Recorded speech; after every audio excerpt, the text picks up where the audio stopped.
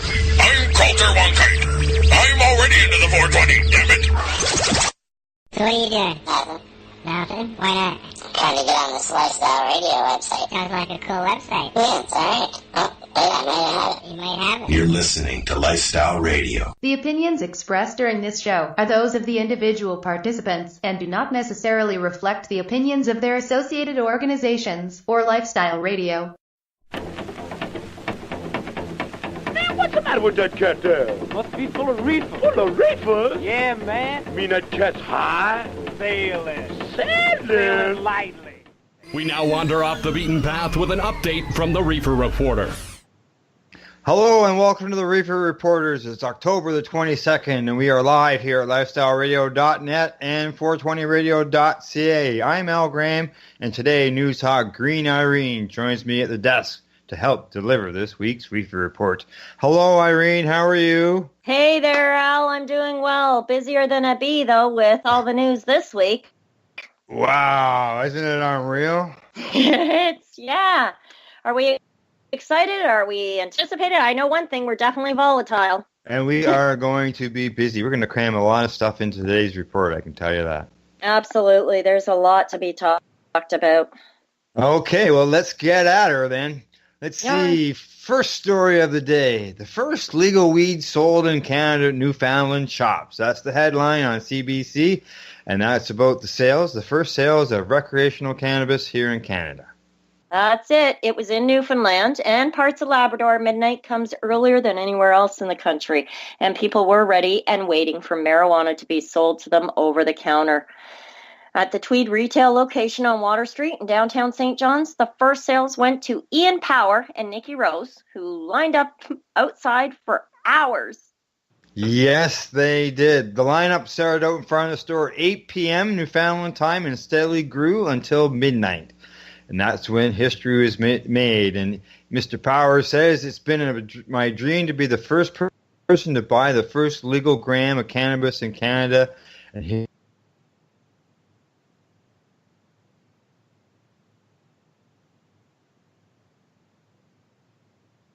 Cold? I'm not cold. Yes. Well, this was a Tweed store. It opened its doors shortly after midnight, and the crowd started piling in. There was a lot of people there by the looks of these pictures. Yeah, I'm scrolling through them myself, and now I can't remember. I was looking to see if they actually had a picture of the receipt, because I saw that go through social media, and I know it was outrageously highly priced, but hey, I guess to be the first to buy it legally in Canada, it might have been worth it. He goes on to say, for me, it just proves that Canadians are open to this, that they're ready for this. It's not like, oh my God, look at that sketchy character, Linton told CBC News after ringing in the first sale. Yes, yeah, I just imagine, because, it's something big, so he'd want to be there. The fellow who bought some, he said that he's been an advocate for cannabis users and patients for years, and said he's hopeful legalization will help eliminate what he calls stigma around the substance. He goes on to say, I think the social stigma of the stupid stoner or the criminal element for using cannabis, a benign substance, as my choice of medicine and recreation, I think that's going to change. That's something we all hope for. It is. Removing that archaic attitude is absolutely essential to empower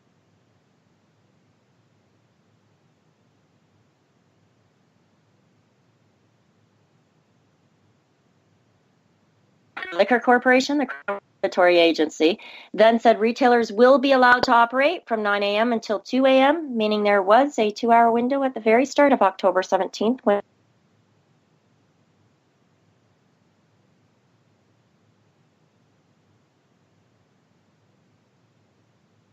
$1,000.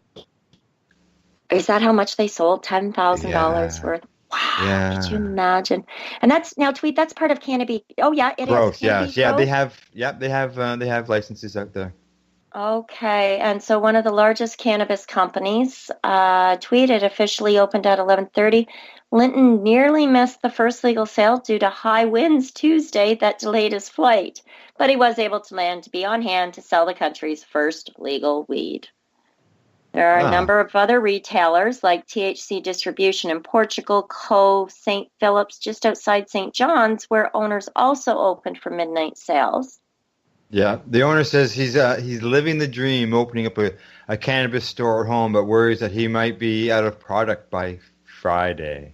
Yeah. He says his first customer was Father Don. Was his father, Don, not Father Don. While a crowd of about 100 people waited outside in line on a chilly and windy night just to make their first legal purchase. It's awesome, says Don Clark, about buying from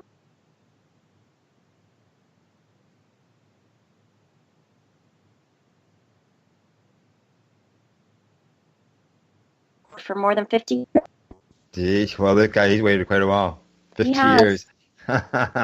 He says it's a bit late. I mean, we could have done this in 1969 or 71, he says. It's been discussed at length to overkill. Yes, it has been. It has been. There's been lots of reports and commissions and stuff that said legalize it, do something with it. And now we're finally here. So. Yes. Thanks. So, yes, cannabis is now legal in Canada, whether you like it or not. It's still legalized. That's right. Now, each province, it says each province does set its own cannabis regulations, including at what age people can purchase it, the locations where they can get it, and the quantity of limits, as well as smoking locations. But, yep, cannabis laws across Canada. I mean, we're legal. We're now legal. the Canadians. That's right. That's right. Canadians, yes. However you want to pronounce it. Yeah. Cons of the legalization, as our next story says, high demand, long lineups, heavy online traffic. That first day that cannabis was legal here in Canada. Yeah, that's right. Well, the stores, the lineups outside the stores were overwhelming. Online traffic was just insane. As the government operated websites launched across the country at their respective midnights, at least one sales portal suffered slowdowns and frustrating wait times due to the high demand. That was the Alberta Liquor and Gaming Commission, the non-medical online cannabis store, says the heavy traffic was there within minutes of its opening at 12:07 local in their time. The ALGC tweeted, "You like us. Our website's experiencing some heavy traffic. We're working hard to get it up and running. Thank you for your patience." Oh, yes. There was, they were swamped. I don't know why they didn't expect something like this. They said at the height of the technical difficulties, the portal saw more than 11,000 people waiting in line to make a purchase. That's crazy. And by 12:50, there was no one left waiting in the queue. Yep. Within an hour of its launch, the ALGC website received over 1,000 orders and more than 4,000 orders by 11 o'clock that morning. That's crazy. The website also saw more than 61,000 unique visits to the site since midnight opening, with 10,000 of those occurring in the first hour of operation. As of late Wednesday morning, there were approximately 5,000 purchases made on the website. Wow, really, eh? Yeah, in British Columbia, a number of popular cannabis strains were also sold out by Wednesday morning, including Blue Dream, Tangerine Dream, All Kush, Kinky Kush, Temple, Banana Split, and Moon. Well, Banana Split's one of my favorites, and I can't believe the price the government's charging for it, but we'll get to that. As for the website's cannabis oil selection, 6 of the 24 offered products were already sold out in BC. Becky Preet was the first in line at the BC's only cannabis store, which is in Kamloops, but she wasn't expecting to be. "I thought there'd be a huge lineup along the block," she told CTV. Yeah, you would think so. They only got one store in BC. They got more than us, but still. Yeah, but only one legal one open. And, and it's interesting because here in Ottawa, there was lineups. In Montreal, there was lineups, overnight and into the day. On the East Coast, there was lineups everywhere. And yet at the one legal store, brick and mortar store, no one was there. No, exactly. Well, here in Ontario, we don't have a brick and mortar store. We only have the online sales. And according to our premier, he says that the website had handled already 38,000 orders since it was launched. Yes. Well, they're using Shopify, said the government-operated online cannabis stores that are powered by its software have been seeing more than 100 orders per minute. 100 orders per minute. The Canadian e-commerce company said the websites, including those of Ontario, BC, Newfoundland, and PEI, have processed hundreds of thousands of orders since the drug was legalized. I hate calling it a drug. Yeah. But it's for headlines. In Nova Scotia, there's one of their stores there became so overcrowded that shoppers were first forced to wait outside until other customers left to make room inside. So that tells you they were already lined up outside. Yeah. One customer said CTV Montreal that he arrived first in line at 3:45 a.m. Calgary man waited. Guy in Calgary, he waited throughout the night too. So, for the sake of for the sake of nostalgia and history making moments, absolutely. But the prices, I think, it's going to be. I can't see them competing at those price points for any great length of time. But we're going to talk more on that in a little bit. Yeah, we will. But you could just see how much they were overwhelmed, obviously, by the demand. Now, people, we see it online. There's people who are all for the way it's set up. There's people who are completely against the way it's done. I think what really matters here is, maybe what our leaders, our federal party leaders think about cannabis issue. And obviously we know where Trudeau stands on it. We know that the NDP leader, Mr. Singh there, he's all for decriminalizing cannabis as well as all drugs. Green Party are for legalization. And I see here in a CTV report that the Conservative leader, Andrew Scheer, he says he won't commit to keeping cannabis legal if Tories form a government.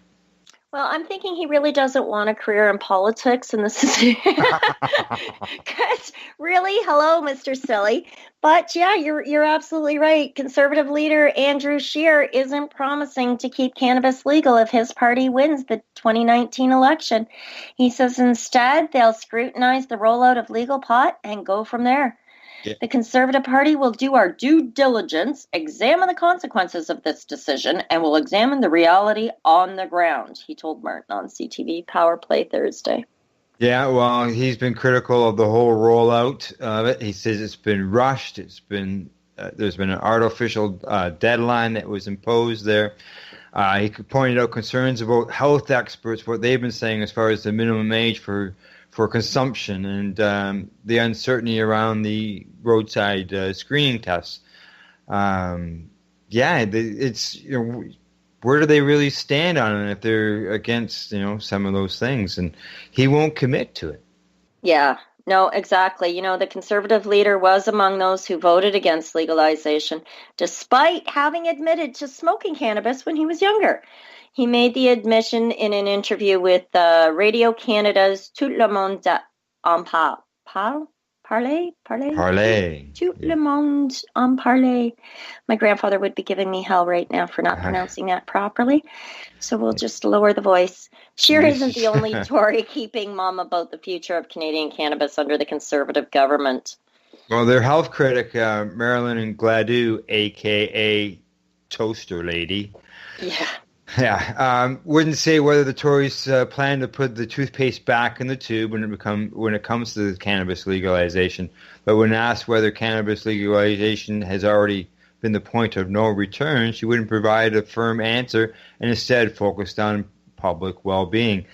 Quite honestly, I don't see them trying to put it back into the tube.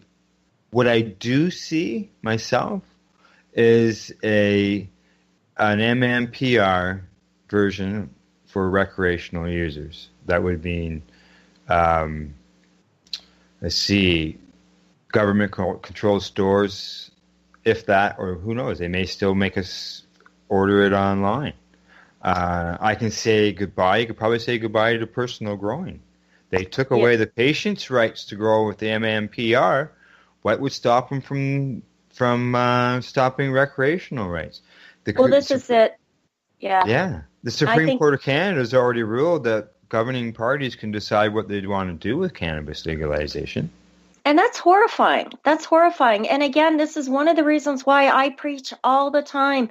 Be empowered by education. Get the information and get it from multiple sources before you start sharing an informed opinion. But make sure you have an informed opinion.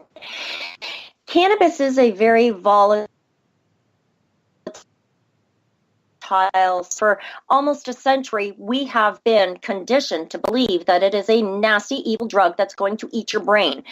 Then all this research comes out, not to mention the numbers, the high numbers of people who have utilized cannabis and went, oh, wait, my brain's still functioning and my thoughts are cohesive. And look at that, I got a great night's sleep. And oh my goodness, the arthritis isn't here to beat me up today. Everybody's finding the value in it. And this is why I don't think the expression that we can't put the toothpaste back into the tube. That being said, government controlled cannabis consumption is also equally very frightening. This is a herb. This is a food. And when we let another person or persons or organization control and manage our food, nutritional consumption, as well as our medicine, we're not far off from communism, my friend. We really aren't far away from that. So it's important that the people be empowered. Fear is debilitating. And let's face it, we're afraid of what we don't know. That's just human nature. So people need to pay attention. Yes, they have to get engaged. Yes. They have to be involved and educate yourself. Take it from multiple sources, even opposing views, before you formulate your own valuable opinion, which it will be if it is informed. Because I know there's people out there that don't like the liberal thing. They're cannabis friendly, all that stuff, but they don't like the plan. So they'll vote against it, but not even think about what they're getting in exchange for it. Without any real information. I mean, I'm waiting to see what happens at the end of today. Today is the big voting day for our municipal governments, and our municipal elections are the ones upon which we have the most significant influence as tax-paying citizens. We need to help educate our council members so that they can make informed decisions. Again, cannabis has been a very frightening topic of conversation, and now the nascent of this market, where it's coming into existence, where it's beginning to display signs of tremendous economic future potential. Now is the time where these small municipalities can really get a good foothold on the industry and become self-sustaining. So people have to educate themselves. They have to be aware. And then politicians like this who are fearful or just need a platform to stand on. So, nope, we're not going to deal with cannabis and we're not going to let it roll out. Or they keep quiet about it because they really have no idea how it's going to play out. So they don't know which side of the fence they're on publicly. Again, I think power to the people, power back to the people. I went on a rant. Hello?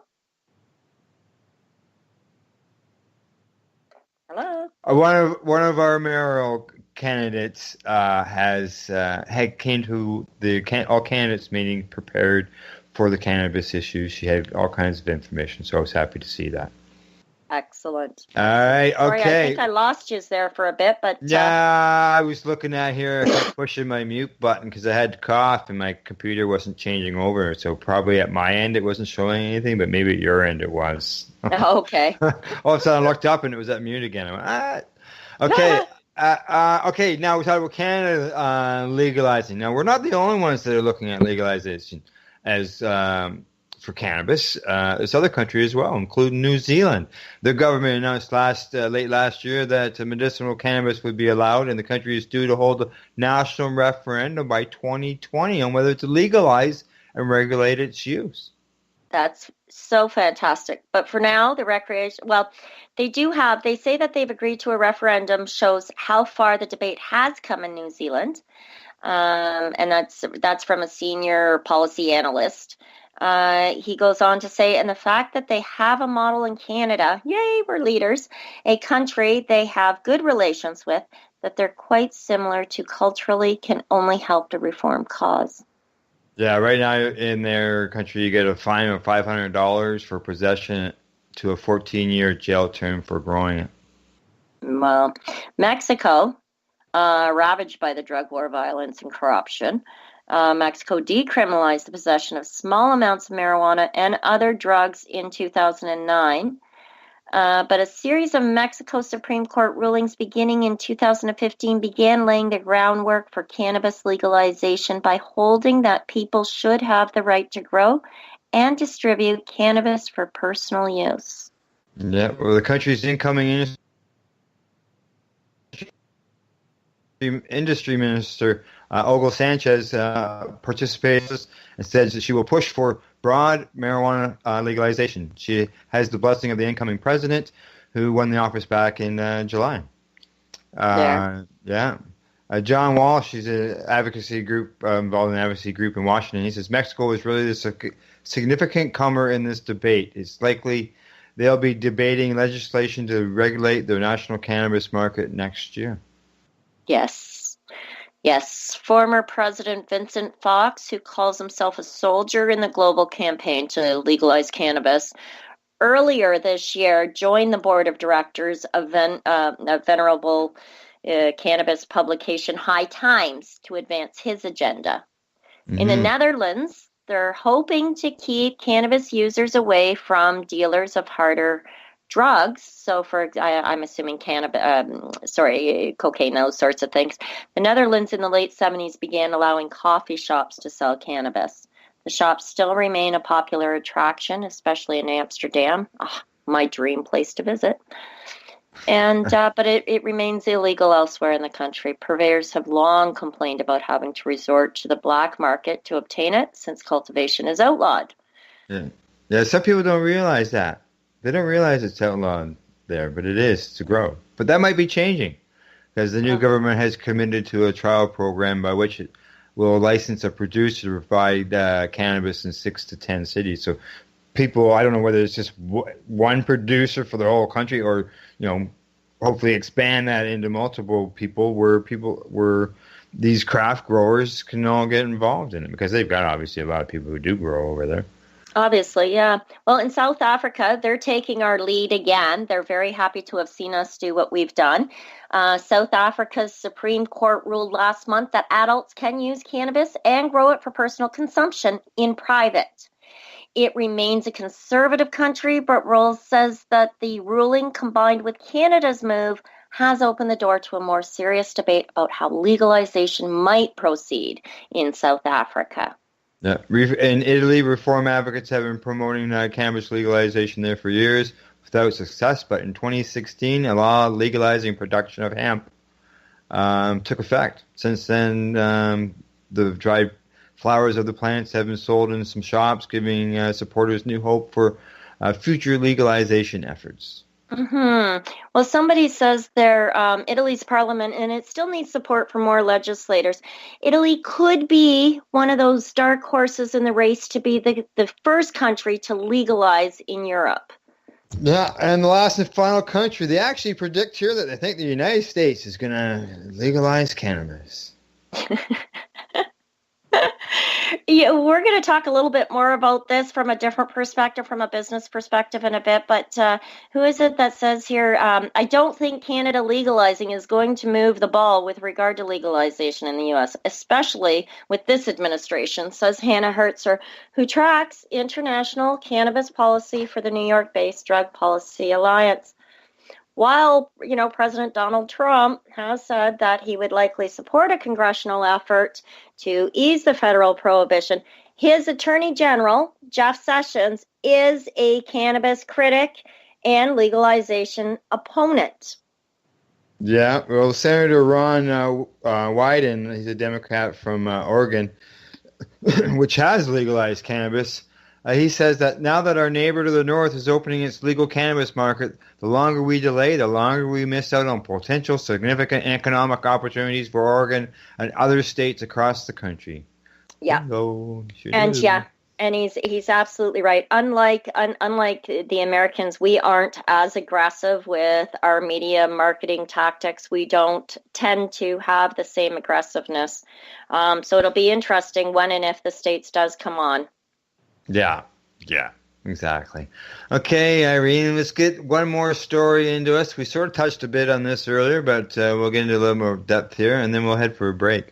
Yeah, okay, sounds good. This is what Ontario did in sales. We were talking about across the country kind of vaguely about, the lineups and such, but this says Ontario does brisk business with 100,000 pot orders in the first 24 hours. Yep. 12,000 of those came in the first hour alone. Of legalization. Not that we were wanting legalization. Can you tell, Canada? Hello. The Ontario Cannabis Store says it's received about 100,000 online orders in the first 24 hours that cannabis was legal in Canada. The government-run OCS says 12,000 of them, like you say, came in the first hour of Wednesday morning. Yeah. Ontario's not going to have any brick-and-mortar stores until April 1st of 2019, so they say, with the only legal retailer being the provincially government-run online store. Yeah.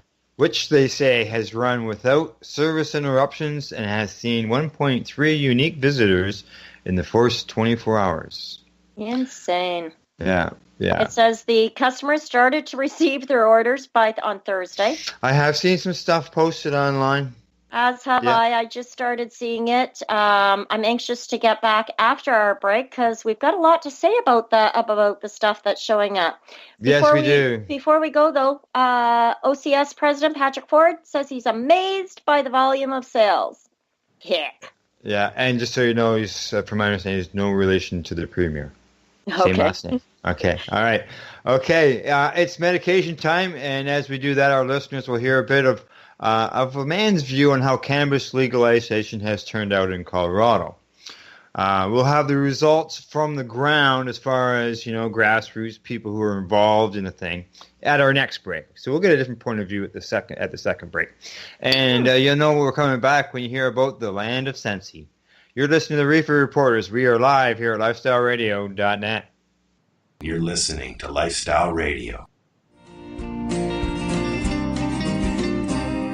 He's 20 miles from nowhere, choppers in the air. Tracking dogs are on him where he's going now, he don't care. They'll try and wear him down, he's got legs to spare. Canada, the time to act is now. These days, your customers are seeking variety. Increase your earning potential by expanding your inventory with CC Nexus, Canada's largest cannabis seed wholesaler. CC Nexus stocks over 60 reputable breeders, including Canuck seeds, with a wealth of autoflower, regular, feminized, and CBD strains.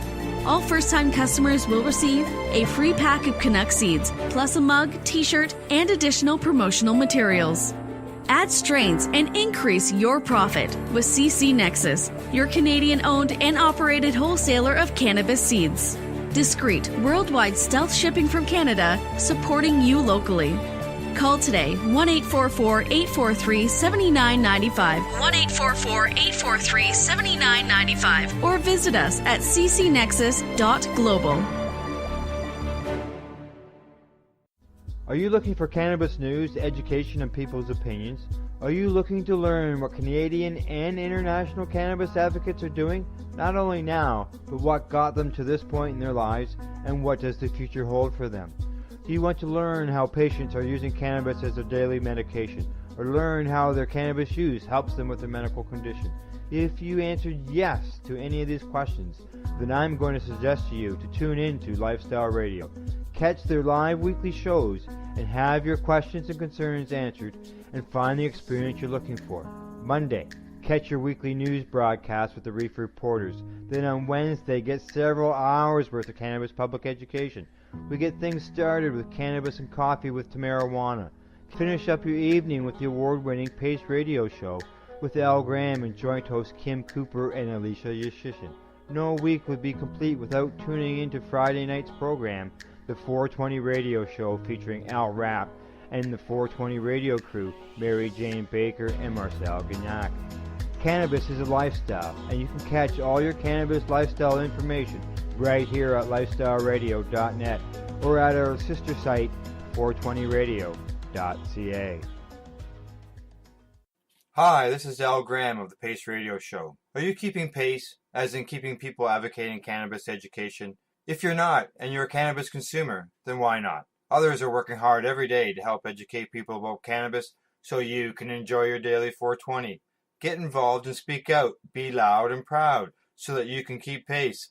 Tune into the Pace Radio Show every Wednesday at 8 p.m. Eastern Standard Time to hear about people advocating cannabis education here on lifestyleradio.ca.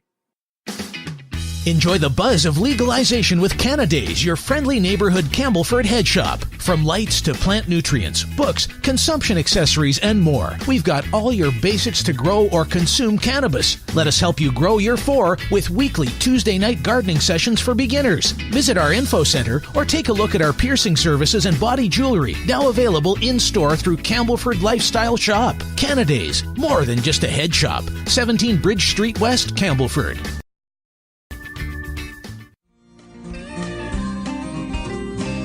They say they're gonna win that war, it just can't be won. For every cop, there's 100 green outlaws out on the run. And they'll never stop growing, thank God I can say. For every bail that they get, 50 get away. Okay, we back. We got some medication into us. Green Irene, we've got a very busy day, so I think we should best to get back at her. Yeah, let's jump right back in. Yeah. Well, let's go to, where were we headed off to? We were headed off. We were just wrapping up with all the tremendous numbers of sales, and we were talking about Ontario and the amount of sales. I've closed the article now, but it was, what was the number in? 1.3 million unique visitors. I think maybe I said there was 1.3 visitors there. Right. Okay. So 1.3 million visitors to the online store in the first 24 hours. That's insane. Yes. In Winnipeg, the pot sold out online in Winnipeg and lineups grew outside of stores. They said customers looking to buy cannabis online at one retailer in Winnipeg were out of luck as of early last night, but more is on the way Wednesday morning. So the Winnipeg Cannabis Store, Delta 9, showed on its website at 4 a.m. that cannabis was completely out. They were out. Sold right out. Yeah, they said, somewhere in there they said what they, we had about $1.7 million worth of inventory to get us through what we were hoping is at least the first week or two before we restock. But he was on the phone and out of inventory guys at 2:45 a.m. and they're putting in more purchases. Yeah. Well, Delta 9's partnering delivery service Pineapple Express shows on its website delays of several hours to have cannabis products delivered to Winnipeg. Well, Simon said the delivery service will start at about 1 p.m. He's hoping everyone will get their product by the end of the day. And I guess that was all on Wednesday. Yeah. So the owner over at Tokyo Smoke said the store doesn't have all the products they were hoping for in just yet. They do have different cannabis strains ranging from $9 to $16 in range, and that's per gram. But in the coming months, they're really looking to have a lot more in just as everything kind of ramps up. Yeah, well, it's like this isn't gonna, there's no way. I think a lot of us expected the stores not to have all their supplies. Yeah. I think so too. Just, ultimately in the end, everybody's going to have to figure out just what they're going to, and anybody who's been in marketing or retail knows that when something is new and it's fab and all the rest, of course, the sales are going to be, what's the term I'm looking for there? They're not what the typical sales are really going to be. No. It's not a good reflection of what your average weekly or monthly sales. Right now, it's new, it's exciting. Everybody wants a piece of the new pie. And there's lots of people out there wondering what all the hype was about. But yeah. Yes, there was. And like, they already know that there's millions of consumers in Canada, and this was just going to be massive. And it was. So. Yeah. And and how, like, this isn't going to be something that's going to straighten itself overnight either. No, not even maybe.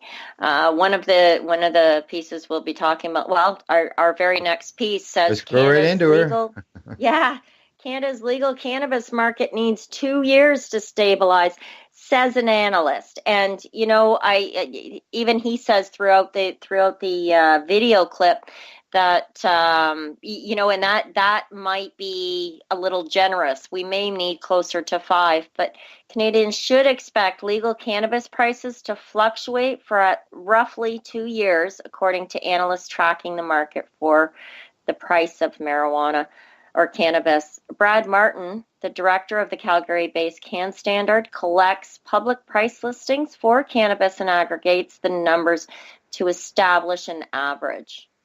That's right. He says, of course, new product types are coming in within the next 2-year window. So, it's going to be hard to tell what's going to, things are going to change.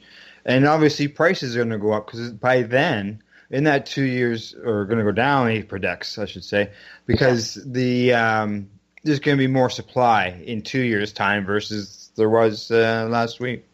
Absolutely. And we're also going to be introducing other products such as drinks and edibles, medibles, topicals, spa solutions. Now, I mean, he doesn't mention all of that in the article, but he says, that the new product types are coming in within that 2-year window.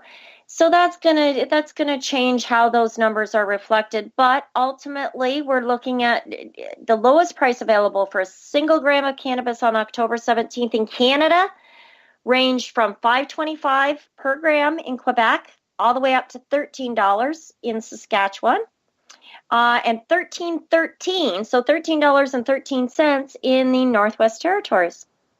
Wow. Yeah. Nah, it's a spread, isn't it? It is. It's again, I had no desire whatsoever to support the silliness. I didn't even add my name to the list of potential customers. I just couldn't be bothered with it.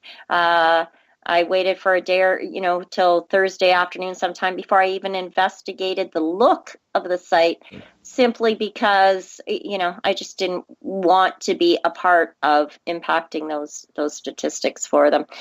I haven't been there yet. Oh, well, good for you. I'm so proud of you. I know I haven't made my way over. I saw a couple of screenshots that said that most of the Indica stuff was all sold out. Oh, there you go. Yeah. Well, moving on with this, Jason Childs, he's an associate economics professor at the University of Regina, says he's basically predicting an initial spike in usage followed by a period of tapering off. Though it's unclear at what level the fluctuations will end.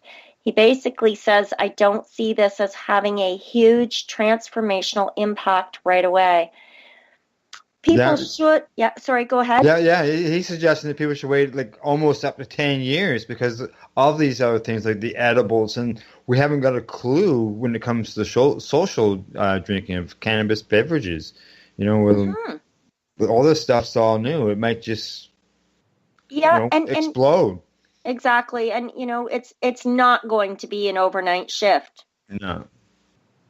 It's just once not. It gets running. Yeah. It's snowball. Okay, but as in our next story, this is also causing problems from what we're seeing. Huge. And all these massive orders, we're talking all these big numbers, all the sold out stores. What's happening to all the packaging? Well, have you seen the packaging? I was looking at the articles online and people who were starting to receive their product, they're getting really upset. Some cannabis customers are calling for less packaging and a recycling program specific. Who is it in here? He said, for every gram of cannabis sold, there can be as much as 70 grams of packaging waste, according to some of the first-time cannabis customers. Yeah, the amount of plastic, cardboard, foil, wrap that's being used to package and market cannabis seems, as they say, excessive.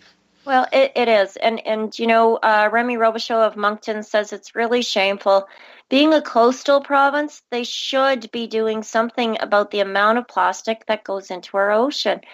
He says a friend of his used a food scale to actually compare the weight of gram of cannabis purchased at Cannabis Cannabis NB New Brunswick to the 70 grams worth of plastic, foil, and packaging. Seeing that amount of plastic being used for such small quantities is truly shameful. Yeah, he says, look at what comes with 1 gram of cannabis. You've got a cardboard box that comes in a bottle. That bottle is sealed with more plastic. And then you open it up and see how much cannabis actually comes in the bottle. You think, wow, that's a lot going in, in there to keep that in there. Mm-hmm. And those photos, I mean, he's been sharing them online, and all of these photos, the photo was shared hundreds of times, resulting in many voicing of displeasure with what they consider to be excessive packaging. Mm. Well, yeah, I know.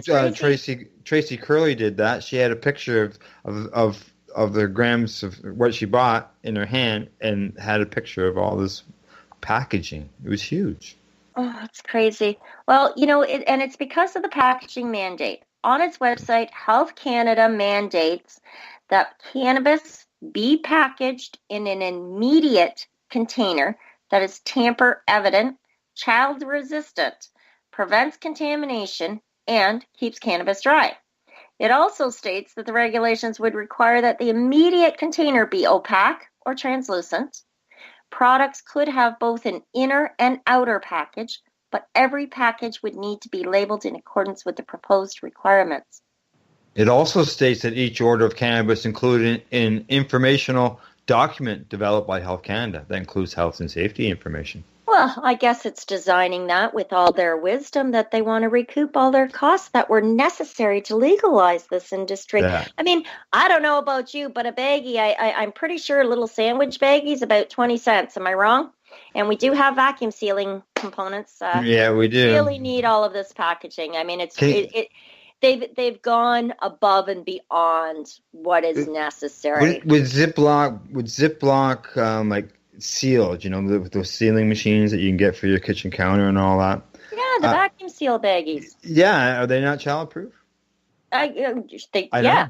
Exactly. Well, Robichaud argues that cannabis packaging could be made of glass instead of plastic. He's absolutely right. And reused, similar to how craft beer producers or growers are using glass jugs.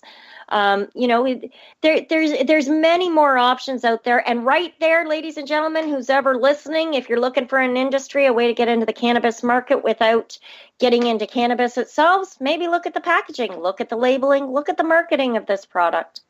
Yeah. I'm sure there's a whole industry and a lot of economic development right there. Sure is. Sure is. All right. Don't need any more stuff floating around in the ocean, I can tell you that. Oh, no, we certainly don't. All right, let's head to Saskatchewan for our next article. And actually, after this article, we're going to have to break too. Okie dokie. I think. No, we've got a couple more. Oh, got a couple Jump of the them. gun there. Yeah, a couple more. Yeah. All right. right. So let's go on to.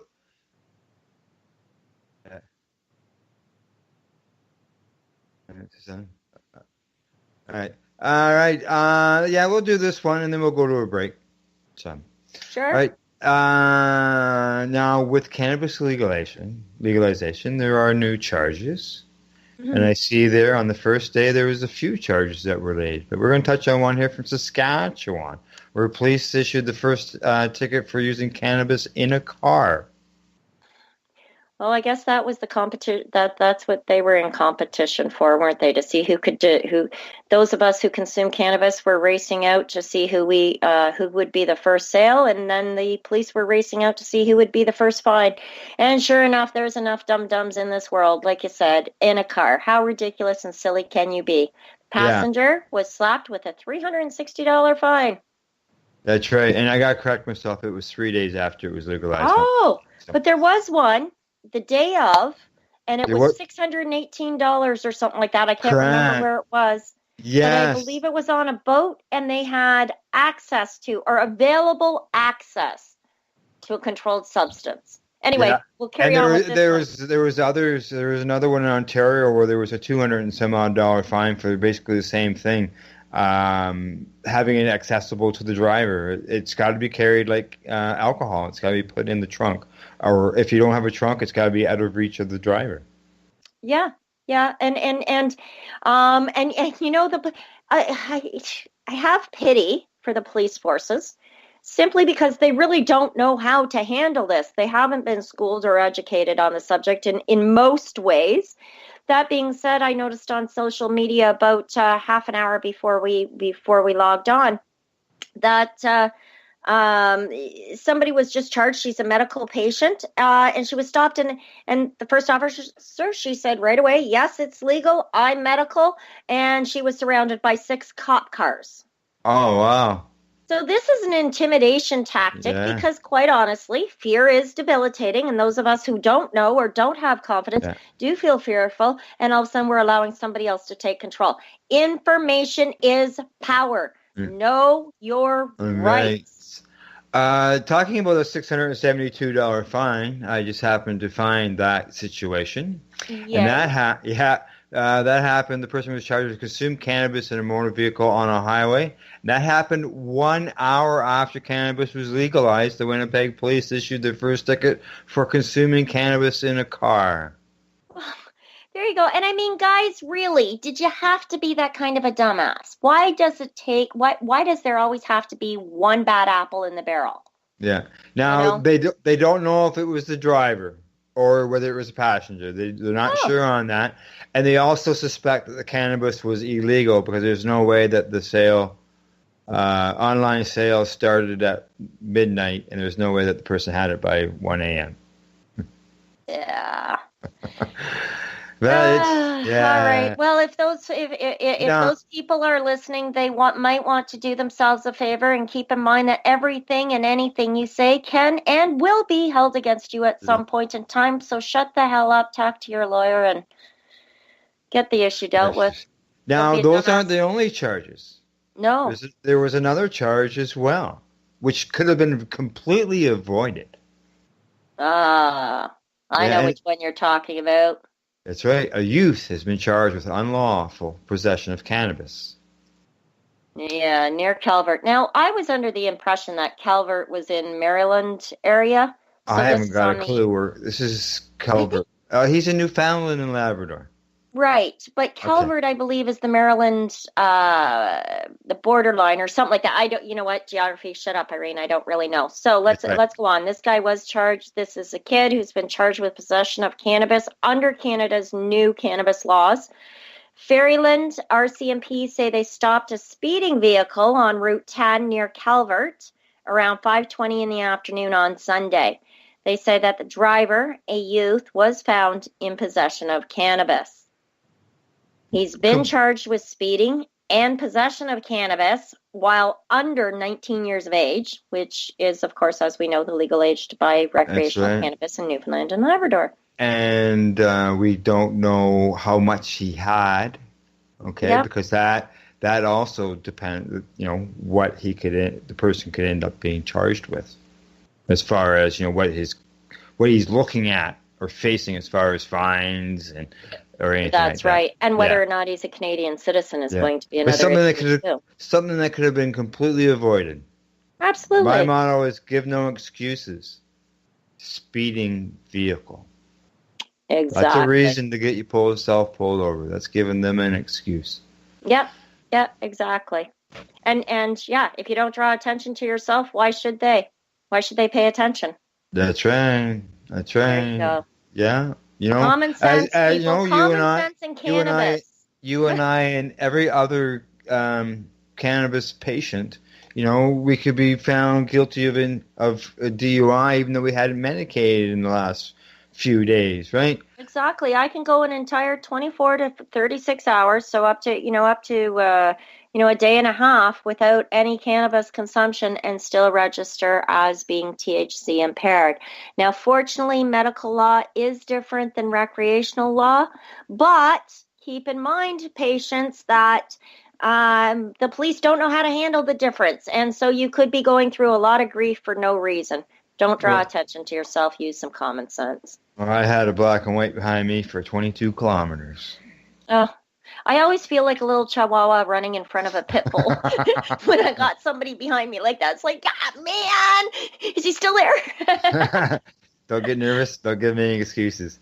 All right, let's move on. We're heading off to some warnings for some seniors. This is in your neck of the woods, Irene? This is in my neighborhood, and this is the kind of mixed media messages that I find very frightening, and one of the reasons why I preach so exuberantly.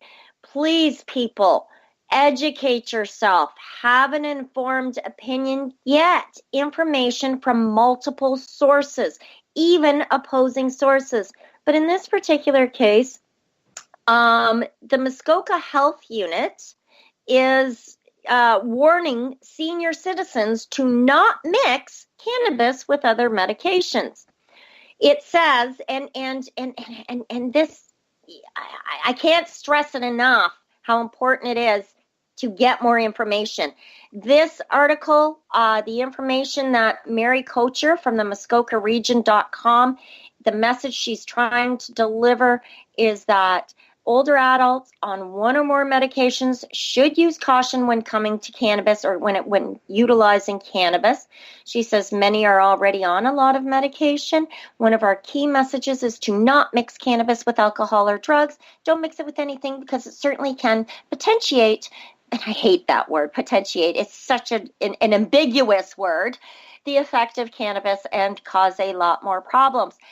So she's very clearly, because she's saying a lot of words without giving any factual content.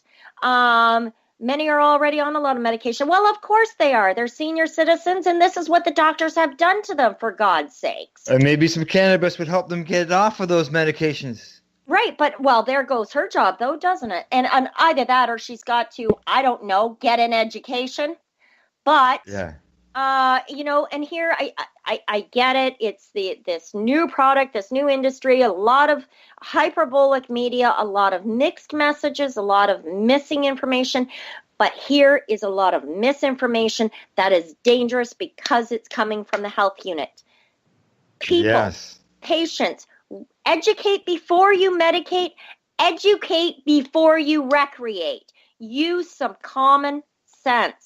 Don't listen to everything you hear. Better yet, don't believe everything you hear. I mean, you have a brain, use it. Think for yourself. Practice how to think instead of accepting what to think. And fortunately, I know in my own personal neighborhood, a lot of our senior citizens in my town in particular have been here a long, long time. They have seen the manipulative moves and tactics used by the media, used by snake oil salesmen, used by, marketing geniuses. They know enough to think for themselves. Yeah. All righty. Are you done? I am. I'm coughing. All right. Yeah, okay. All right. We're gonna go for break now. All right. Alrighty. All right. And this time we're gonna hear about that man's view, guy from Fox News interview, and he's talking about what's happened in Colorado. It's brutal. It's brutal. All right. All right. And okay. All right. So we are live. We are the Reefer Reporters. We are live here at LifestyleRadio.net, and we'll be back shortly. You're listening to Lifestyle Radio. Oh, Canada is now saying, oh, cannabis. Our neighbors to the north legalizing recreational marijuana. Canada now the largest nation in the world to do that. Here in the United States, just 9 states allow it, but with the midterms around the corner, this is a major issue on the ballot in Michigan and North Dakota. So is nationwide pot legalization in America's future as well? Joining us right now, our former police officer, Joe Peters, who served in the White House Drug Czar's office, screen left, and Michael Caridi, the chairman of the Tree of Knowledge. Guys, good morning to you. Good morning. Okay, so the big question is it a good idea, Joe, we'll start with you, to legalize pot nationwide here in the United States? Canada just did it. Quick answer is no, and I think we'll be sorry. Fortunately, we have a crystal ball in this case because we can look 5 years later at what happened in Colorado, for instance, which legalized marijuana. What happened in Colorado? By every metric, it was a failure, in my view. Teen drug use is the highest in the country. Teen drug use. Drug driving is off the charts, doubled with marijuana-impaired driving. Homelessness is up. Emergency room admissions, and the black market is flourishing. Black market arrests, remember, the whole notion was we legalize it, we can control it. Right. Black market arrests are up almost 400%. All right, Michael, you're a proponent of it, particularly medical marijuana and things that help you feel good. Yes. You heard what he just said. Well, I believe that it has to be regulated, and, having medical marijuana is being very helpful nationally and internationally. We sell our products in South America for epilepsy and Parkinson's, and we show a lot of benefits. Most people are for medical marijuana. It's when it's recreational. There's a poll out. Should marijuana recreational be legal? This was a Pew poll. 62% say yes, make it legal. 34% say no, it should be illegal. Hey, it's Al Graham. Did you know that the nominations for the Canadian Cannabis Awards have been announced? Well, I'm delighted to say that for the second year in a row, the Pace Radio Show has been nominated for the top podcast. If you agree, Kim, Alicia, Debbie, as well as myself would appreciate and thank you if you went to CanadianCannabisAwards.com and voted for our program. You can find the Pace Radio Show in the top podcast category, and while you're there, you can also vote for Kim Cooper as the top influencer. Thank you for your vote, and thank you for the support. We really appreciate it. Are you looking for cannabis news, education, and people's opinions?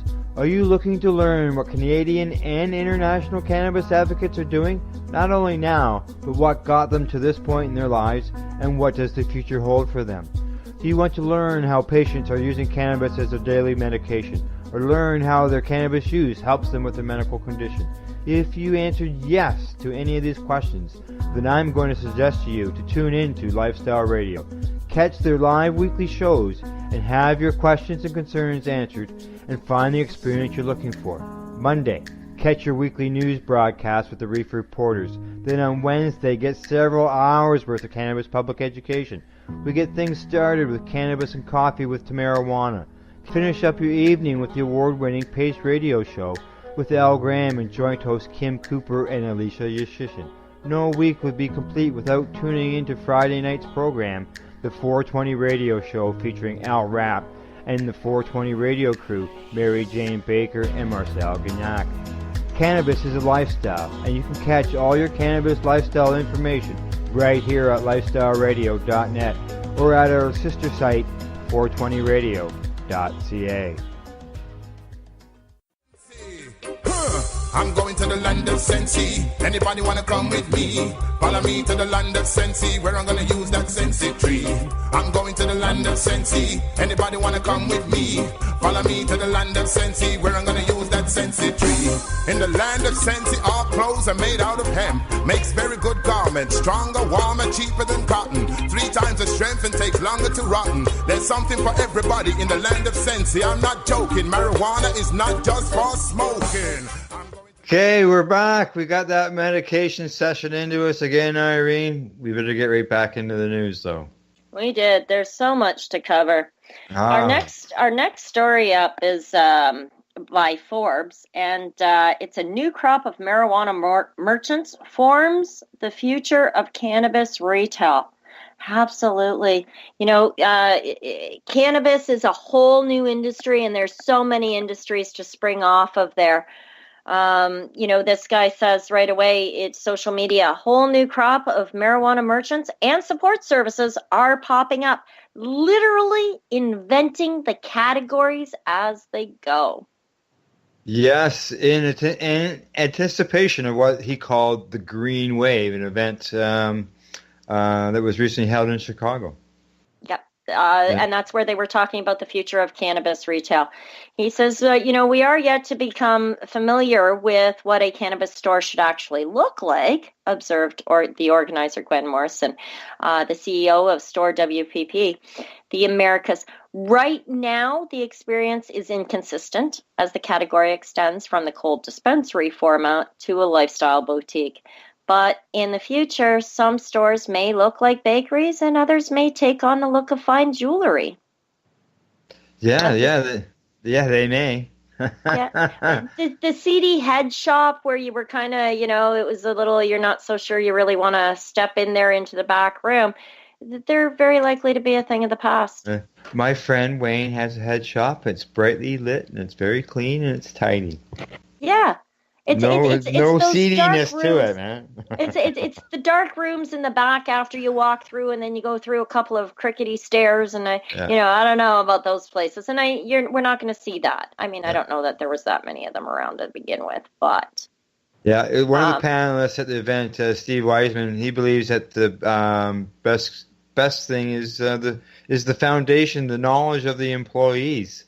Hence the importance of the bud tenders. Yes, there's my new title. I'm a bud tender. Yeah. Which is the industry's term for expert sales associates. Yeah. Having well-educated, very polished staff is incredibly important, and it will drive the entire experience, which is true.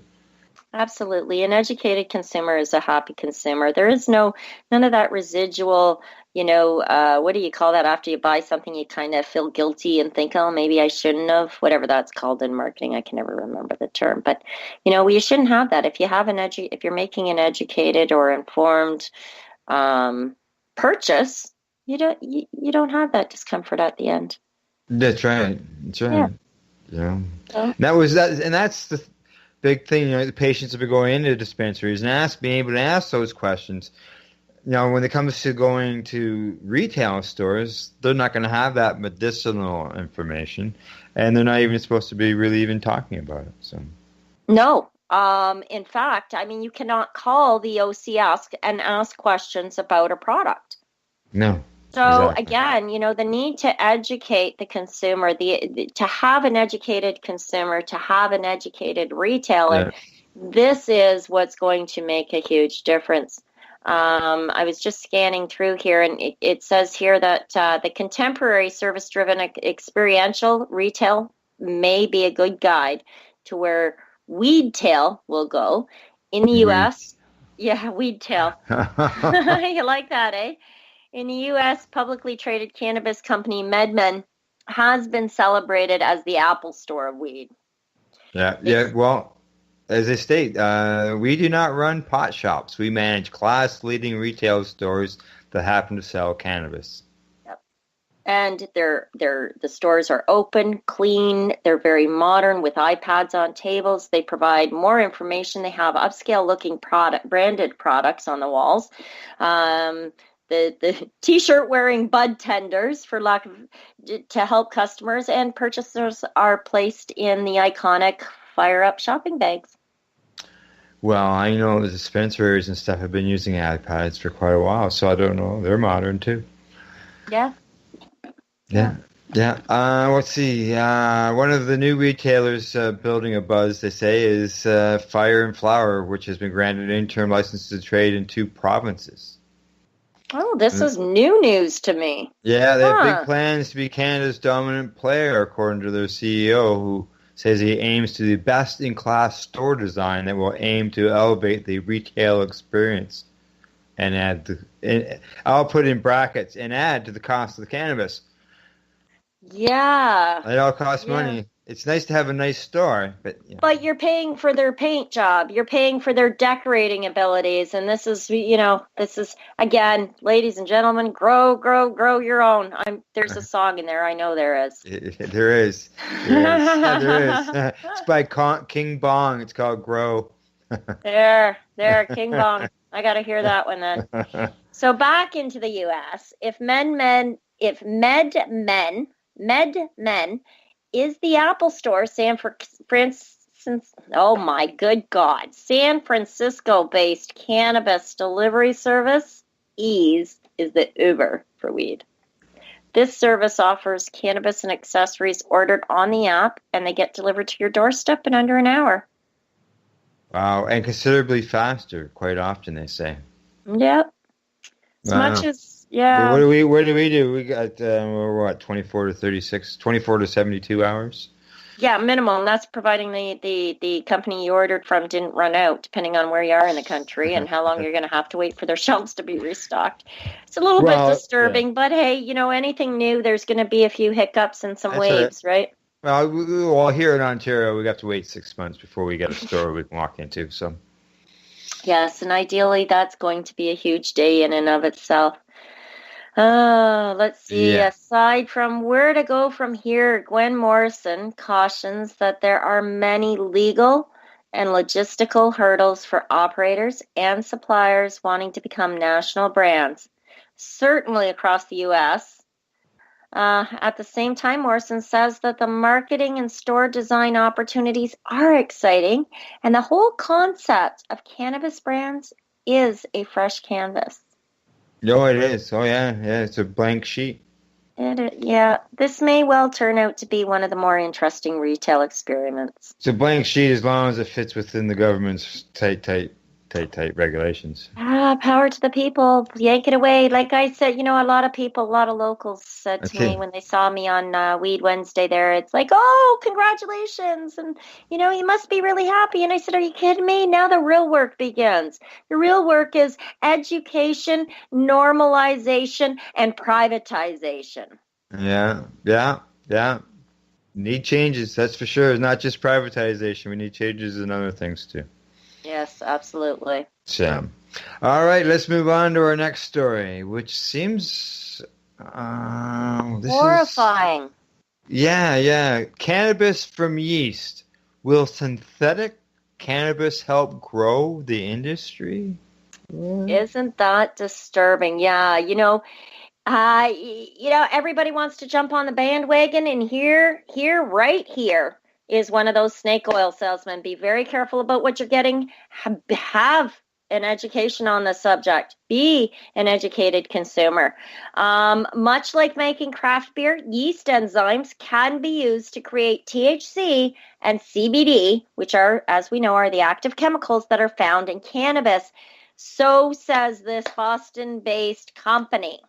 Yeah, Gango Bioworks, which calls itself the organism company, landed a deal approximately $100 million with Kronos, the Kronos Group. Gango promises, Gango promises to produce the active ingredients in cannabis from genetically modified microorganisms such as yeast. The company says its process, which draws on the field of synthetic biology, will produce a far greater array of valuable compounds at greater purity and for far less money than marijuana plants can. In other words, we're better at being God than God himself, or whatever deity you believe in, whether it be the universe or a God. Here's the bottom line. Somebody's trying to say they can improve on nature, and they're going to do it for a really good dollar, too. Yeah, well, they say in brewing beer, yeast functions essentially as a factory converting sugar into alcohol. Ginkgo plans to modify the DNA of yeast or another microorganism so its enzymes convert a soup of sugar, vitamins, nitrogen, and other ingredients into THC, CBD, and other chemicals found in cannabis instead of growing it on farms. The chemicals will be produced in giant metal vats like the ones at breweries. You're going from a plant to a metal vat. It's horrifying from a medicinal perspective. From a human standpoint, the state of our homeostasis is at most men and women 30 years to 90 years. Our bodies are not in balance, and it's why we're suffering from so many different autoimmune deficiency conditions like, CFS, IBS, fibro, so on and so forth. It's because our immune system is out of whack. It's not in balance. Well, the thing that gets it in balance is the endocannabinoid system. Our endocannabinoid system produces its own cannabinoids, endogenous cannabinoids. However, because cannabis has been out of our diet for nearly a century, it's been out of our pharmacopoeia for nearly a century, genetically, we are lacking, we are out of balance, so they're going to throw more chemical crap at us to try and balance us out. I'm telling you, this is population control if I ever saw it. According to their head of business development, the science involved is established. It's something we can wrap our heads around pretty readily, according to the business developer, Jess Leber. These kinds of technologies have immense value in the mainstream economy. Listen to those words. That's right. Similar processes are already being used to produce inexpensive compounds. The citric acid is not coming from citrus, they say. He describes Ginkgo's chief innovation as subsidizing biology into biological engineering. It's horrifying. And, I've been saying this about our food for a while. My daughter is she runs elementalgrowth.ca or .org. And she's all about natural. Feed yourself with real food, quality food, because these chemical shitstorms that we're paying very good dollars for are killing us, and they're killing us very quickly. They're killing us and the ones we love. This company, Ginkgo's chief there, the company also announced that non-cannabis related partnerships with an impressive array of multinationals, including the massive agricultural firms ADM, Cargill, and Bayer Crop Science. Think about this. Not to mention Ajinomoto, which is a Japanese food and chemical company. Ginkgo also partnered with DARPA, the Pentagon's Experimental Technology Lab. Guys, we're being used as lab rats. I mean, how can you think you're anything but? Don't fall for the shit. Yeah. Oh, this is unreal. I'm reading through all this stuff going, what? I know, it's horrifying. And you know what I hear often when I get very impassioned about stuff like this and I talk to people just on, over coffee kind of thing. I often hear, they'd never do that. Our government would never do that. Let's think about this, people. How many times have you said it and they've actually done it? Let's go back to war days. I mean, the neighbors were, a couple of towns over were saying, the Germans wouldn't really do that. They couldn't possibly be doing it. Oh, no, Hitler would never get away with that. And next thing you know, they're being dragged out of bed at 2 o'clock in the morning by a government that said it would never do that, please. They couldn't wrap their head around the craziness of the control or the manipulative tactics. And if we don't see it coming now and we don't stand up and take responsibility for ourselves, we're going to find ourselves in a very sorry state. And they'll write history books about us 100 years from now, but it won't be the pleasantries that we want it to be. No. Boy, that's Frankenstein. This is Frankenweed. Yeah, absolutely. Frankenweed drinks. Yeah. It's horrifying. Horrifying. Okay, let's. Like where he goes on. Hold on one second here. One Ginkgo competitor, the San Diego-based Celebra, says it plans to use microorganisms which will produce cannabinoids more efficiently than Ginkgo's. Its CEO, so people are fighting to produce this synthetically, but its CEO, Ben Chiarelli, compared it to how insulin was produced in livestock pancreases before it could be synthesized from E. coli. Yes, insulin is produced from, you guessed it, yeast. Yeast, yeah. Yay. People. Because of prohibition, the plant has been largely excluded from scientific development since the Second World War, and this creates opportunities to apply existing science such as genetic modification. I mean, they're using such bullshit. Oh my God, it's so manipulative. It's horrifying. And Cronos isn't the only one doing this, because Canopy Growth as well. This week, Canopy Growth said it would acquire cannabis and hemp-related technologies developed by a Colorado startup, Ebu, including a way to greatly reduce the cost of producing CBD from hemp. It's horrifying. Here we go, people. We have got to get educate. Okay, let's do one more story. Take another break. Sorry. All right, talking about entrepreneurs and things. Facebook, they've opened their doors to cannabis entrepreneurs. Yes. Until last week, Facebook prevented cannabis-related pages from showing up in user search results. I mean, you could find it, but it wasn't easy. 30 U.S. states have some type of legal cannabis sales, but Facebook was banning the search results to prevent illegal sales of a substance via its platform. On the eve of Canada's federal legalization of recreational cannabis use, the company changed its policy. Facebook now shows cannabis businesses that have been verified in its system, and users can or will see a blue or gray verification badge on its pages that Facebook has confirmed belonging to genuine organizations or businesses. I guess I better get on there and confirm myself, eh? Yeah. I'm legitimate. I haven't done it yet. Well, according to Bethany Gomez, she's the director of research with Brightfield Group. She says it is encouraging to see Facebook taking a more nuanced look at the cannabis industry, distinguishing between illicit drug deals and legitimate businesses operating in the space. Yeah. Well, cannabis executives have felt hamstrung by legal limitations on their marketing activities because states where cannabis is sold have strict regulations on packaging, advertising, and promotional activities. Most traditional channels are shut off to us. That's what Eric Knutson said. You know, he's the chief executive of Keef Brands. Yeah.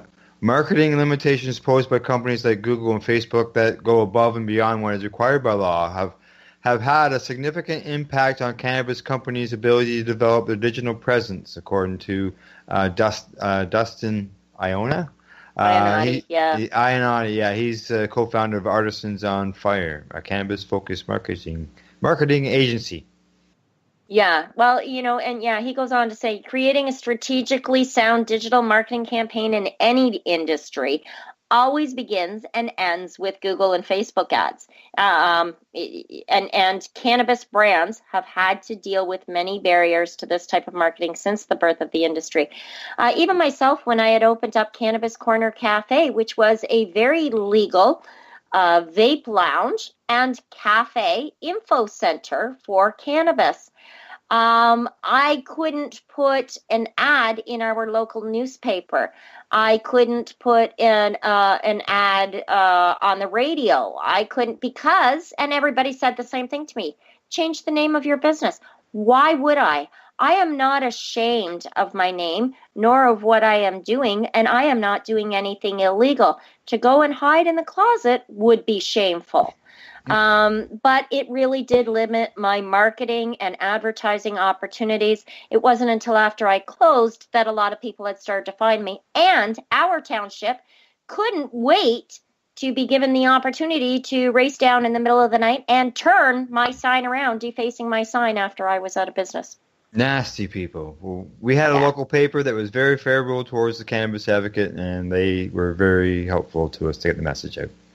Front page coverage and all, quite often. Well, you weren't in the puritanical town of Penetangwisheen, which I love Penetangwisheen, and we are changing, and there are a lot more open-minded individuals in our town, and now with the legalization as it is, are more open to feeling comfortable conversing. And that being said, we have a greater opportunity to share more information. And I think that's what's going to make a difference. It's not just word of mouth, but the ability to advertise and promote seminars and webinars to be able to do this legally. Yes, I'm ready. Okay, sorry. Off to break, we're going again. Another medication session. Green Irene and I will be right back after that. Meanwhile, our listeners will hear a doctor's view of what you heard previously from the guy from Fox. This is a doctor's view of what cannabis legalization that's happened on the ground, from what he has seen, and some more of that land in Sensi. You're listening to the Reefer Report as we are live here on LifestyleRadio.net. Hey, this is Cheech. And this is Chong. And you're listening to Lifestyle Radio. What is it? Lifestyle Radio. Say it one more time. 420 Radio? Ooh. Please hang up and try again.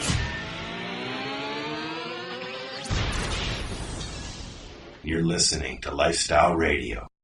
Next guest says there are a lot of lessons Canada can take from their experience. Dr. Larry Wolk is the state's Chief Medical Officer of Health, and he joins me live from Denver. Glad you could take the time, Dr. Wolk. I know that Canada has already picked your brain, so to speak. What was the lesson number one you shared with them? Well, it's a little early to tell, although we do have 3 years of experience. But the bottom line is we haven't seen any significant issues or problems as a result of legalization. And I say significant, I think a lot of people were expecting to see large increases in adult use and youth use and increases in driving under the influence or hospitalizations or what have you. And we just haven't seen any of that. There have been a little bit of spikes here and there in the short term, but everything seems to really sort of have leveled off quite a bit. And those spikes, what did you find in particular about them? Age group for those spikes, the people who were using it? Yeah, I mean, we saw a spike, for example, in calls to our poison control center from parents who may have left their product out and their kids may have ingested it. But when I say a spike, we used to have maybe 50 calls a year, marijuana related, and it went to 150. So that's about a 300% increase, but it's still only 150 as compared to the thousands of calls we get as it relates to over-the-counter medications, alcohol, things like that. What did you find about the use of pot when it comes to young people versus, those who might be in their mid-30s, mid-40s? Yeah, we just did not see an increase through a couple of different study tools. They validated the results. They validated each other, which was to say that, we started with about 1 in 5 teenagers admitting to prior 30-day use of marijuana, and it's still holding at about 1 in 5 teenagers, which means that 80% of teenagers still aren't using. How do we handle? What's your advice when it comes to handling stoners driving? So, there are some roadside tests being piloted. Law enforcement is being trained on how to test for impairment. And really the bottom line is, we want to make sure that we're testing for impairment and making sure that impaired drivers aren't on the road, whether it's as a result of marijuana, prescription medications, alcohol, whatever the case may be. It's an imperfect system because when you do blood testing, as you probably know, THC can circulate in the bloodstream for weeks to more than a month. And so just because you have THC in your bloodstream doesn't necessarily mean you're impaired. So the focus really has to be on good tests for impairment, regardless of what causes it. Tune in to DJ Passion from the land of Ganja, the island of Jamaica, when he comes to you live every Saturday night at 8 p.m. Eastern Standard Time. Here on LifestyleRadio.net. Listen in until midnight every weekend as he spins your favorite reggae tunes, including the classics, from Butterfly's Passion, Bed and Breakfast above Discovery Bay. DJ Passion makes you feel like you are on the island. Head to the land of sun, fun, and ganja weekly when you tune in Saturday nights at 8 p.m. Eastern Standard Time to Reggae Saturday with DJ Passion, live here on LifestyleRadio.net. In the land of Sensi, there is no asthma, glaucoma. Plasters and muscle ointments are made from cannabis. Rheumatism is treated with hemp leaves from the Sensi trees. In the land of Sensi, ganja is smoked, drank, eaten, worn, lived in, rubbed on to the... I'm going to the land of Sensi. Anybody wanna come with me? Follow me to the land of Sensi, where I'm gonna use that Sensi tree. I'm going to the land of Sensi. Anybody wanna come with me? Follow me to the land of Sensi, where I'm gonna use that Sensi tree. Okay, we're back. Green Irene, let's get these last few stories done, and we're done for the day. The next one, absolutely. The next one is cute. Well, before the break, we're talking about business. We're talking about entrepreneurs, and I think this story touches on an entrepreneur. It does, except it's a 9-year-old little girl who sells out of Girl Guide cookies in front of the cannabis store on the very first day. All right, a 9-year-old Alberta girl managed to rapidly sell out of all her Girl Guide cookies by targeting cannabis consumers on the first day of legal sales. Yeah, she tells the CTV News channel that it was her dad's idea to load up her wagon and line up outside of Edmonton Pot Shop for Wednesday. That's right. It goes on to say that Lena, that's the little girl, part of the Girl Guides of Canada Brownies program, unloaded all 30 boxes of cookies at $5 each in about 45 minutes, according to her father, Sean Childs. Yeah, he said he came up with the idea a day or so before legalization. He goes on, we are going to sell them in the neighborhood, and it's always been slow. So they actually thought that this might be, an opportunity for her to be able to sell them. And actually, he mentions here, too, that his daughter got bit by a dog going house to house, and there she was. And I have seen this in the past, like down in the U.S. There were stories in the past about something that's similar, where parents said, hey, let's send my child out to a cannabis store, see what happens. Well, I think I saw it on the Weeds Netflix program or whatever it was. But you know what I really liked about this story, Al, was, the father adds that he used this experience to actually teach his daughter about legalization. He says, we talked about what it was and what it means for people who want to use it and people who don't want to use it, he explained. He says that, go ahead. Yeah, his daughter, who has citrus fibrosis, and the Brownie program has been important to her active. He also said that smoking is normally harmful for her, so one day she could benefit from this. Well, yeah, and again, education, the more he educates, because he doesn't understand how she can utilize it at this time. I mean, she's 9 years old. Yeah. But we like to have frank discussions with her, he says, so she understands what it is and takes away the and that takes away the mystery behind it. Yes. Just to show her that people of all ages and all walks of life are using it, and it's legal in Canada now. It demystifies it for her. So it's not so big of a deal. Exactly. Now, she didn't elaborate much on her experience in her national TV interview, but saying it was fun. She did, however, say a great joke. Go ahead. Why did the cookie go to the doctor? 'Cause it felt crummy. That's so cute. There you go, the little entrepreneur selling all the cookies. And she's a patient. She doesn't use cannabis as a medication, but she is a patient. Yeah, and you know what? Down the road, she's at that age that by the time she reaches, somewhere around 18, 19, and can make the decision for herself, for her own health and wellness, her own health care, she will have a pretty firm education. I think there will be enough studies that she can make an educated choice. It's all Papa's medicine to all my grandchildren. Y'all know. Yeah. Papa's medicine. Yeah. All righty. Let's move on. Well, next we've got the Digital Journal, and here we have Cannabis Equity in California. It aims to level the playing field. That's right. On September 27th, Governor Jerry... Oh, this is back on September 27th, but this has been updated.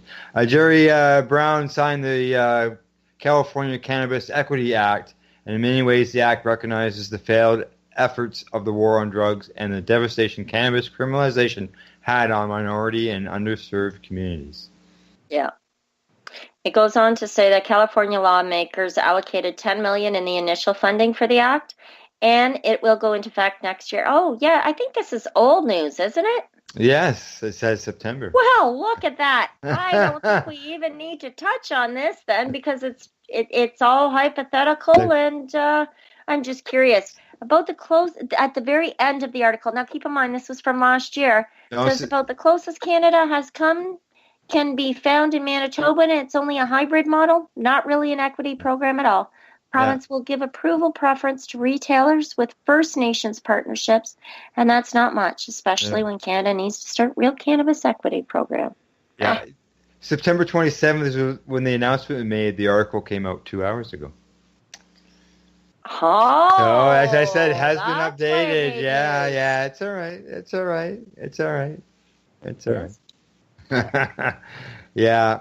All right, let's move on to the next one. All right, I'm in. All right. Oh, Jamaica. Can I just go there? Let's go there. This is our last article. All right. All right. You go to Jamaica. Let's go to Jamaica where it's nice and warm. All right. I'm ready. They don't have snow and cold. Oh, I was honestly dropped off on the wrong part of the planet by the stork. I'm sure of it. All right. So Well, we're this going time, there. We're going to Jamaica because they make their first shipment of medical cannabis extract oil to Canada.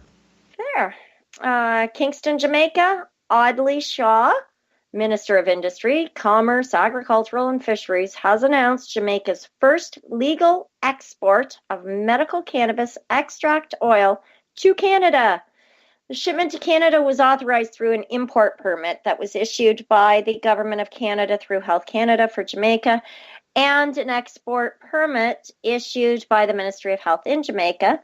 The shipment marks the very first step in positioning Jamaica as the medical cannabis hub for the world. Yeah, well, according to Mr. Shaw, Jamaica is uniquely positioned to be a global leader, and we are committed to providing the leadership and resources required for opening the international markets, including Canada and Europe, for our licensed and regulated Jamaican companies.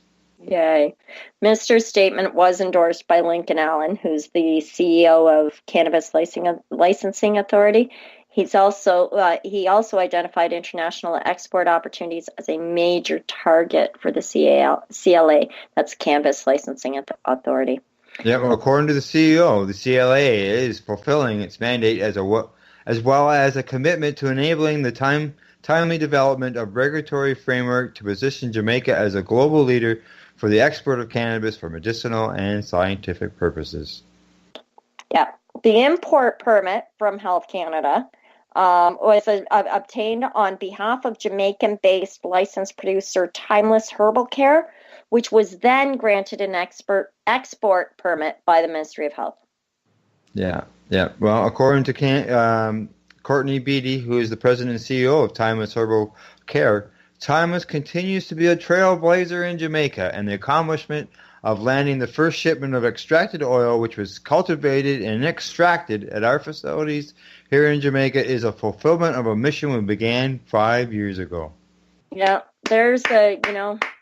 that's awesome for them. I mean, it's fantastic. She says this was made possible by our commitment to the development of small farmers and local communities, and through partnerships such as our research at the University of Technology.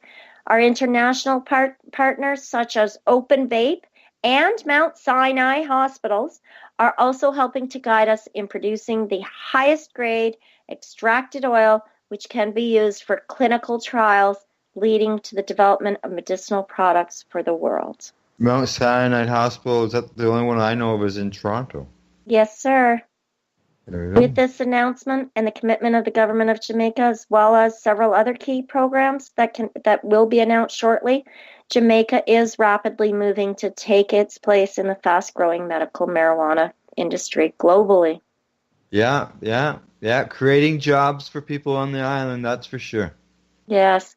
And I think that's one of the challenges with cannabis is that it is very economically driven, which makes it politically charged, which gives it the emotional volatility that it does, because there is so much misinformation as well as missing information still. Oh, yeah. There's lots out there that, still, some people, we're still dealing with stigma. There's still the associated social stigma. There's still an archaic attitude, but I think it's dissipating, kind of like a fog lifts from the bay after 3 days of raining. Just like the fog lifts, so will a lot of the attitude that was associated with the use of cannabis, just through education. I think some of our recreational friends will feel, some of them may feel strange, feel different. Sort of the experience that we did as medical patients when we first started maybe walking down the sidewalk openly in public, whether it was downtown or not, and consuming cannabis at the same time. Well, it is an awkward sensation. I have never, ever been shy about my cannabis consumption, though I am conscious of it or conscientious in that, I don't go down and hang out at the dock where there's a bunch of boats and kids playing around. Who would? Right. I mean, it's common sense. I don't go sit at the playground with a cigarette or a bottle of beer either. That's right. Common sense. Use discretion. Absolutely. Absolutely. On that note, I think we're done, aren't we all? We are done. All the stories to cover. All I got to do is go with the wrap. Well, before we do, a shout out. Tireless advocates and activists who continue to shine a light in the injustice of government control over much of our food and medicines. Grow your own. There's people out there who will help you. That's right. So your shout out goes to all the advocates out there that are working hard and growing their own. Absolutely. Advocates, activists. I myself am not the rah-rah rally girl, but I'm definitely an advocate, and let's get out there, share what you can, how you can. We're like an octopus. We have several testicles. Tentacles. I know, I don't know about you, but I'm not wearing any. Tentacles, you mean? Tentacles? Yeah, and we're going at it at different ways, right? Some of us are out there in the open. Some of us are working behind the scenes. Some of us want to stay in the middle. That's right. That's right.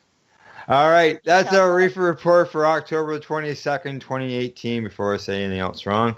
And in closing, we'd like to say thank you for listening, and if you enjoyed it, please share it with those you love, those you don't, including that grouchy neighbor you may have next door.